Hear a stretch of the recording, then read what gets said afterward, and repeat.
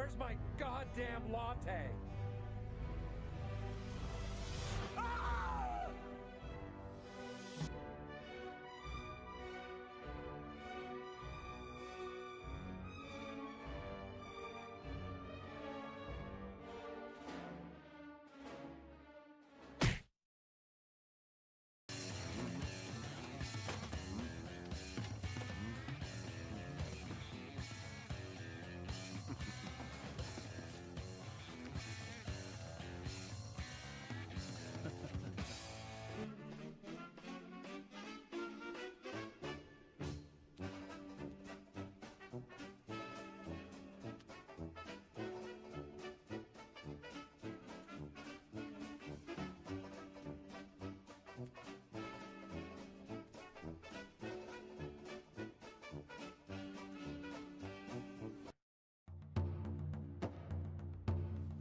Salut à tous, on se retrouve aujourd'hui pour une vidéo un peu plus longue que d'habitude pour parler de la NECA Ultimate Evil Dead 2 Dead by Dawn ainsi que de quelques autres NECA sous licence Evil Dead.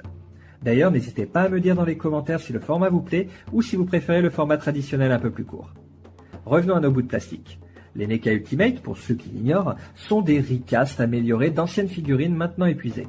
Une aubaine pour le collectionneur qui profite alors d'une occasion de mettre la main sur une pièce manquante de sa collection ou plus simplement de posséder une version mieux sculptée, peinte et articulée que la version d'origine pour un prix raisonnable de 40 € environ.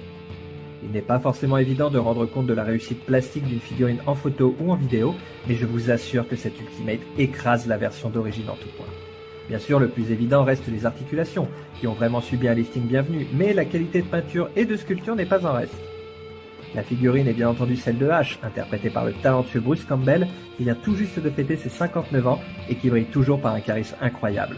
Ce bon vieux Bruce qu'on retrouve d'ailleurs dans la sympathique série Ash vs The Evil Dead. Evil Dead 2, lui, sort en 1987 et reste le meilleur opus de la saga, inventant presque un genre à lui seul, celui du slapstick horror, grâce à la mise en scène inventive de Sam Raimi et à l'implication formidable de Bruce Campbell dans le rôle de Ash Williams.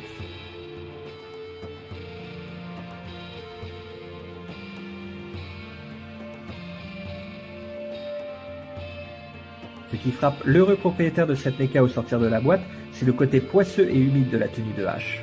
Une impression émulée par l'utilisation d'un vernis brillant sur les zones clés de la figurine, à savoir la chemise, le sang et les cheveux. En fait, tout ce qui a été exposé au sang des démons massacrés dans le film. C'est avec ce genre de détail qu'une figurine à l'échelle 1/12 parvient à convoquer son matériau d'origine, car une figurine de 15-20 cm ne pourra jamais être aussi fidèle qu'une figurine au insigne. Comparons un instant la version Ultimate et la version d'origine. La version d'origine, bien que tout à fait satisfaisante à sa sortie, souffre de quelques défauts qui sont corrigés avec la Ultimate. D'abord du côté des articulations, nous l'avons vu.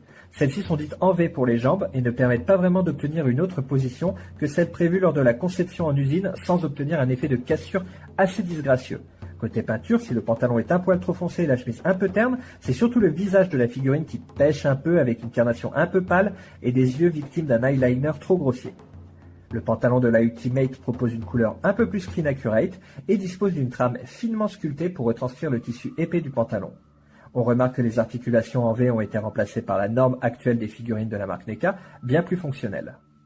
Petit ajout non négligeable, la chemise du personnage, toujours en plastique souple, rentre enfin dans son pantalon, contrairement à la version d'origine qui laissait apparaître de la chair nue. Le visage bénéficie d'un léger resculpt et d'une peinture bien plus réussie concernant la peau et le regard du personnage, plus naturel. Si la chemise manque un peu de taches de sang, le côté poisseux évoqué précédemment fait le job. Ah, les fesses de Bruce Campbell. On remarque encore une fois l'articulation plus évoluée des jambes au niveau des genoux cette fois, et une peinture avec un effet de weathering des plus efficaces. Côté accessoires, cette Ultimate propose la majorité des objets présents dans la ligne classique, à savoir le lecteur de bande audio, la hache, le fusil, le Necronomicon et un repaint réussi de la tête décapitée de Linda. Il est également possible de retirer la main humaine de Ash pour la remplacer par sa version possédée ou par son moignon recouvert d'un bandage avec un duct tape plus visible que sur la version classique. Enfin, il est également possible de remplacer la tête de Ash par celle de la version possédée du protagoniste. Cette grande diversité permet de recréer nombre de scènes cultes du film, que ce soit la réaction horrifiée de Ash face à la possession et la prise d'indépendance de sa main droite, ou bien de la façon caractéristique qu'a Bruce Campbell de poser le garde-main du fusil de chasse sur son bras mutilé lorsqu'il traque sa main fraîchement amputée.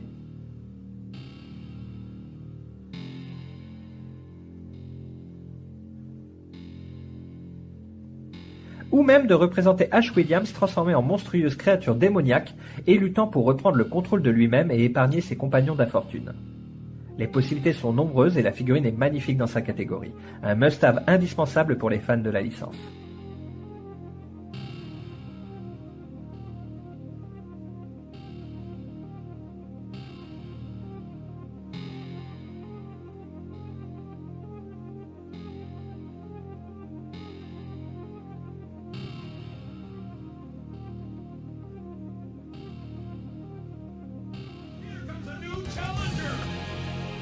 Mais cette vidéo ne va pas s'arrêter là. Je vous parlais tout à l'heure de la série Ash vs The Evil Dead, dans laquelle Bruce Campbell, aussi ringard qu'efficace, reprend du service pour lutter bon an mal an contre Deadites et démons majeurs. Une série très réussie, gore, loufoque, unique en son genre et qui se permet même quelques entorses au code du genre. NECA a sorti 2 figurines classiques de Ash pour la saison 1, une version Stockboy et une version Hero Ash. Loin d'être parfaites, ces 2 figurines souffrent principalement d'un paint flemmard, sans nuance, relief ou weathering. C'est surtout visible au niveau du pantalon qui n'est pas vraiment de la bonne couleur qui plus est. Après, certains détails restent sympathiques, notamment les stylos de la version Stockboy, ainsi que la carte d'employé de Ash. Le face sculpt, s'il n'est pas des plus fidèles, parvient tout de même à évoquer le personnage de Ash, en particulier sur les têtes avec des expressions très marquées. Chaque figurine est en effet livrée avec 2 têtes différentes et quelques accessoires sympathiques, comme la poupée possédée ou la main artificielle de Ash, qu'elle soit en bois de rose pour séduire ses dames, ou mécanique pour casser du démon. On retrouve également pour la version Hero Ash les classiques tronçonneuses et fusils à canoncier, surnommés Boomstick par notre beauf bien-aimé. Un repaint du Hero Ash est également disponible dans un pack avec 2 gamins démons, ou plutôt Creepy Kids comme Ash les surnomme. Quitte à choisir, ce pack reste plus intéressant. On retrouve la tenue emblématique de Ash avec des couleurs plus screen accurate et un weathering plus réussi, ainsi que l'un des détails les plus emblématiques du costume du personnage, des litres de sang sur les habits et sur son visage, malheureusement un peu trop terne. Le sang que vous voyez ici est un repaint maison. La peinture officielle du sang sur le visage de Ash était affreuse, d'un rose pas du tout crédible et presque translucide. Un gros point noir qu'il fallait absolument corriger. Hormis cela, la figurine profite des accessoires précédemment évoqués, à savoir la tronçonneuse, la main mécanique et le shotgun.